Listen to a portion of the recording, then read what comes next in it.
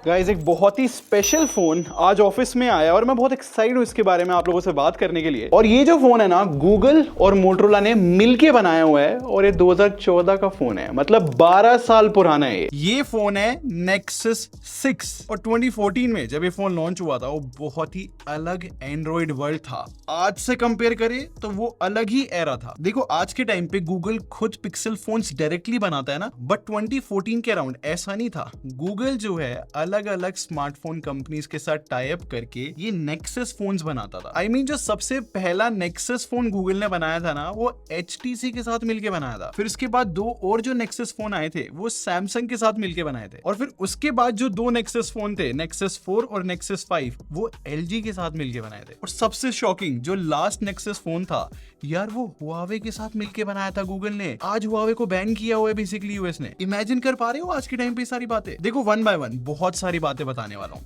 But अगर मैं इस Nexus 6 के बारे में बात करूँ तो एक बार देखना गाइस, अगर मैं इस फोन को आज होल्ड कर रहा हूँ ना, इतना बड़ा फोन लग रहा है ये। और 2014 के टाइम पे इमेजिन करो ये 6 इंच की डिस्प्ले के साथ वाला फोन कितना मैसिव लग रहा होगा लोगों को। I mean, आज के टाइम पे S25 अल्ट्रा से भी मैं इसको कंपेयर कर रहा हूँ ना, ज्यादा वाइड डिस्प्ले इस Nexus 6 की है गाइस। पर आप इमेजिन भी नहीं कर सकते उस टाइम पे इस फोन को जो है फैबलेट बुलाते थे, और फैबलेट का मतलब था फोन और टैबलेट का मिक्सचर, क्योंकि इतना बड़ा था ये लोगों के हिसाब से। और बड़ा सरप्राइजिंग है देखना कि कैसे गूगल ने पूरे बैक पैनल को कर्व कर रखा है जिससे इतने बड़े फोन को होल्ड करना अनकंफर्टेबल ना लगे। मतलब उस टाइम पे ये थॉट डाला, अच्छी बात ही है। और फन फैक्ट ये है कि 2012 में गूगल ने जो है मोटोरोला को टेक ओवर कर लिया था। और उस टाइम पे ना मोटोरोला के कुछ फोन्स आए थे, मोटो जी और मोटो एक्स। अगर उन दोनों फोन का डिजाइन देखा जाए ना और इस Nexus 6 का डिजाइन देखा जाए तो बहुत सिमिलर है। वैसे जब ये फोन लॉन्च हुआ था, इसके डिजाइन में एक चीज को बहुत अप्रिशिएट किया था लोगों ने कि इस फोन में ये जो फ्रंट फायरिंग स्पीकर मिलते हैं बहुत अच्छा साउंड करते हैं। और सबसे मजे की बात, जब मैंने इन स्पीकर्स को आज के टाइम पे टेस्ट करा है ना गाइस, ये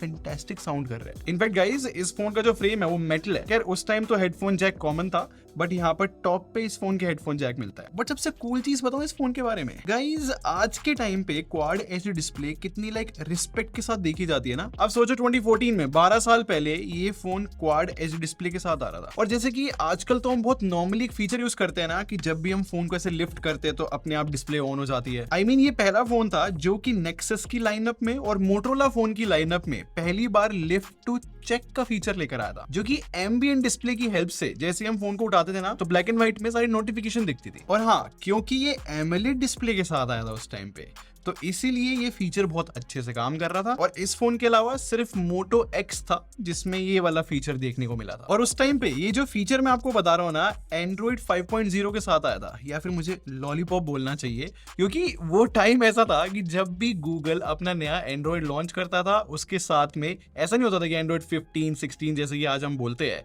हमेशा डेजर्ट का नेम होता था कोई ना तो कोई, जैसे कि लॉलीपॉप, जिंजरब्रेड, मार्शमेलो, ये सब एंड्रॉइड के नाम होते थे यार। बड़ा एक्साइटिंग होता था वो टाइम। और ये जो एंड्रॉइड लॉलीपॉप इस फोन में आई थी, ये स्पेशल भी इसलिए थी क्योंकि हमने पहली बार मटेरियल यूआई देखी थी भाई। और मटेरियल यूआई से मतलब पता है क्या है? देखो इतने पुराने सॉफ्टवेयर पे है फोन, स्टिल एक बार ना आइकन देखो फोन का या फिर जितने भी आइकन्स है, इन सब में शेडो है, एक डेप्थ देखने को मिलती है। और आपको पता होना चाहिए एंड्रॉइड लॉलीपॉप से पहले जो एंड्रॉइड 4 आया था यार, वो बड़ा डार्क सा रहता था। गूगल ने एंड्रॉइड 4 को पूरा चेंज करके जब ये लॉलीपॉप लॉन्च करा था ना, इसको बहुत ब्राइट और यूजर फ्रेंडली सा बना दिया था, कलरफुल लगती थी ये। और बड़ा फैंटास्टिक है देखना, ये जो आप नेविगेशन बटन देख रहे हो ना, ये पहली बार एंड्रॉइड लॉलीपॉप में ही आए थे। और आज भी पिक्सल फोन्स में अगर आप नेविगेशन बार ऑन कर दोगे ना तो ऐसे ही बटन दिखेंगे। एंड आई थिंक ये बहुत इंपॉर्टेंट एंड्रॉइड का वर्जन था, क्योंकि एंड्रॉइड लॉलीपॉप के साथ ही जो है गूगल ने बहुत सारे सिस्टम लेवल पे चेंजेस करे थे, जिससे ये एंड्रॉइड वर्जन बहुत स्मूथ लगे भाई चलाने में। बहुत सारे टेक्निकल चेंजेस मैं बता सकता हूं जो बहुत इंपॉर्टेंट थे।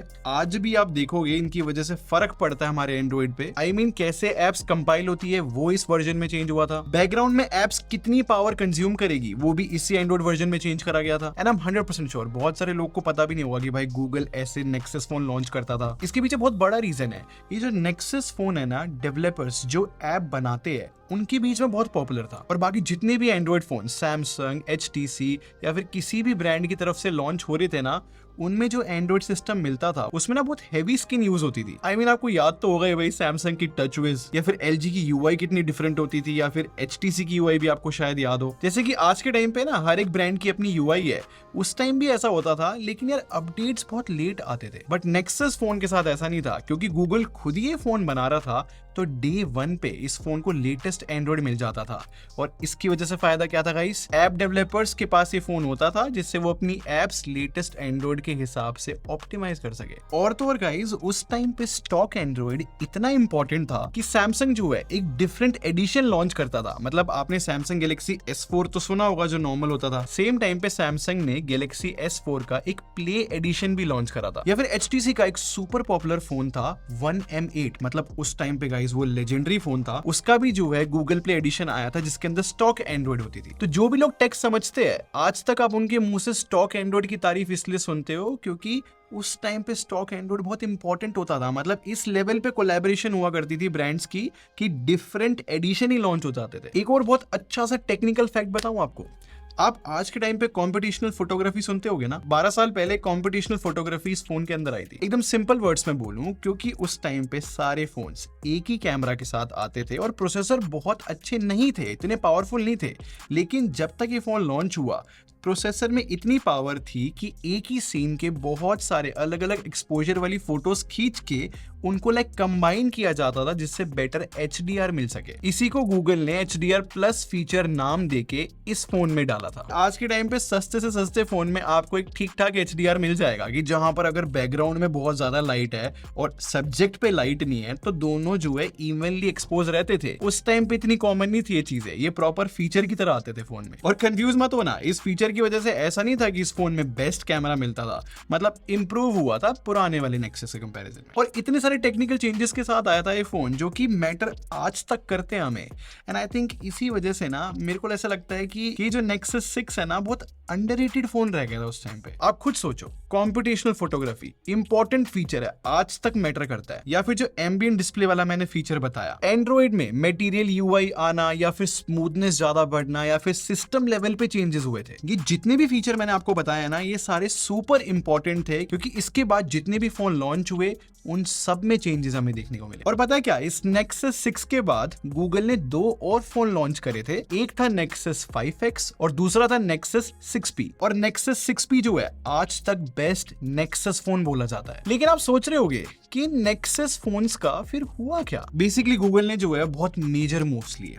गूगल ने डिसाइड किया कि इनको हार्डवेयर और सॉफ्टवेयर दोनों पे पूरा कंट्रोल चाहिए। और जब गूगल ने डिसाइड किया ना, उस टाइम पे HTC का जो मोबाइल डिपार्टमेंट है वो अच्छा नहीं चल रहा था और गूगल ने पूरी HTC की मोबाइल टीम को एक्वायर कर लिया और उन सब लोगों को कहा कि पिक्सल फोन्स बनाओ। और वहां से पिक्सल फोन्स की स्टार्टिंग हुई। और पिक्सल फोन्स का फोकस था स्मूथ सॉफ्टवेयर और कंप्यूटेशनल फोटोग्राफी। और इसके बाद मोबाइल फोटोग्राफी चेंज हो गई थी भाई। पर आपके मन में क्वेश्चन आना चाहिए कि अगर गूगल ने मोटोरोला को खरीद लिया था तो मोटोरोला का हुआ क्या। एक्चुअली में 2014 में इस फोन के लॉन्च से पहले गूगल ने डिसाइड किया कि मोटोरोला को अब लिनोवो को बेच देते हैं और आज तक मोटोरोला लिनोवो के अंडर आता है। और इसके पीछे रीजन भी है कि गूगल को मोटोरोला को सेल क्यों करना पड़ा, क्योंकि सारी कंपनीज की तरफ से गूगल पे प्रेशर आ गया था कि यार आप तो कंपटीशन क्रिएट कर रहे हो हमारा। बट ऑनेस्टली गाइस, मजा आ गया भाई इस फोन को आज के टाइम पे देख के, क्योंकि अब आपको बहुत अच्छे से पता है कि उस टाइम पे एंड्रॉइड एरा में क्या क्या चल रहा था,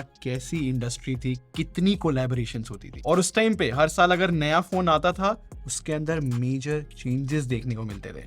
अब आपको ये पता है कि इंडस्ट्री कहां से कहां आ गई। अगर आपको भी एंड्रॉइड के इनिशियल डेज याद है तो कमेंट सेक्शन में अपना एक्सपीरियंस जरूर शेयर करना कि आप क्या यूज करते थे, आप कितने बड़े एंथुसियास्ट थे एंड्रॉइड को लेके, प्लीज कमेंट करके जाना। और इफ इन केस अगर आपके मन में ये क्वेश्चन आ रहा है कि इंडिया अपना फोन क्यों नहीं बना पाया कभी, तो आप ये वीडियो देखना।